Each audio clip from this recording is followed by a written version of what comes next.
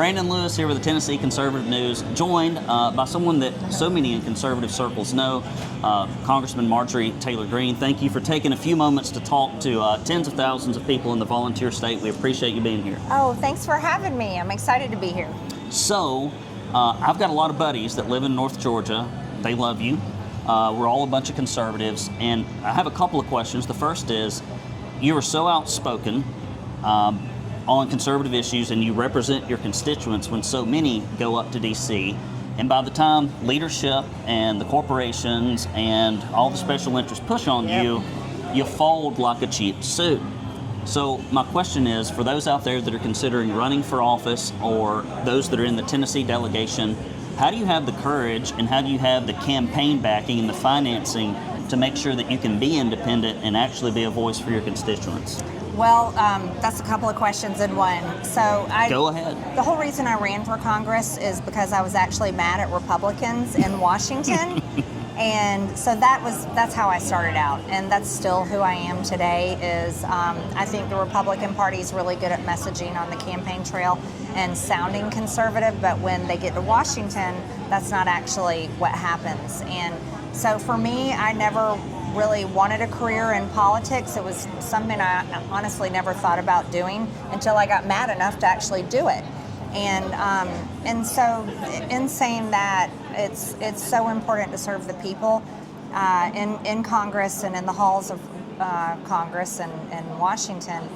We see lobbyists, we see the industries, we see the companies that make money off of government contracts, and we see the foreign governments and the foreign leaders coming through our halls, parading through our offices, asking for meetings with us, but we don't see the American constituents people. very That's much, right. yes. So it's just important to me to stay focused on the people who elected me in Northwest Georgia, as well as people all over the country that really are sick and tired of the federal government serving the American people last, and I think the American people are first. Well, one thing this is kind of shop talk, but I wrote a book called How to Raise Money for Political Office.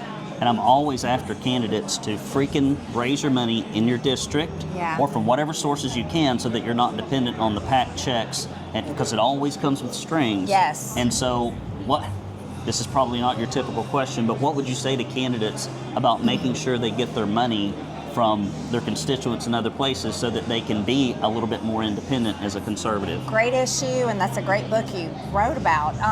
Here's what my advice is I, as a member of Congress, I rely over 95% of my donations are small dollar donations. Wow. And it's less than $30. And so for anybody watching this, it's really important if you do send me a donation, because I don't have those cocktail parties in Washington with lobbyists. I don't get support from major industries that are always in Washington, D.C., but that's what matters to me. Yeah. And I prefer it that way. I really do. It's genuinely how I like it. And so for candidates that are running for office, it's social media is where you want to go. Put out videos about yourself and your message, and don't be afraid to ask for those small dollar donations. And I think that's important because those are the people that you're working for. And a lot of people lose sight of that. I'm going to send this to candidates and say, listen, don't just believe me, believe her. Last question, because there are more people here that want to see you. Healthcare. I work out, you work out, I watch what I eat, you watch what you eat. Healthcare has gotten really bad in this country because the big insurance, the big corporations, the government has made things like the negotiated insurance prices are 10 to 20 times more expensive than the cash pay price. Yeah. We have interrupted this relationship between the care provider and the seeker, and people feel like they don't have really much responsibility to manage their personal health. Yep. Do you see anything that's going to happen at the federal level that might somehow undo some of the damage we've done by disconnecting all that? Yes, that's something I'm working on. So exercise and health eating has been a way of life for me for as long as I can remember. It's how I raised my children. I wanted them to have healthy dinners and have very active childhoods growing up. But it's important to be that same role model throughout life. And I think we have a system of failure in healthcare. especially when everybody's watching news and every single commercial that comes up is some sort of medication that's supposed to make terrible. you happy, make you healthy, and somehow make your life better. But in reality, we're just making people sicker. And so, you know, it's called working out for a reason. It is hard work, Yes. but it's worth it, and the benefits they're lifelong.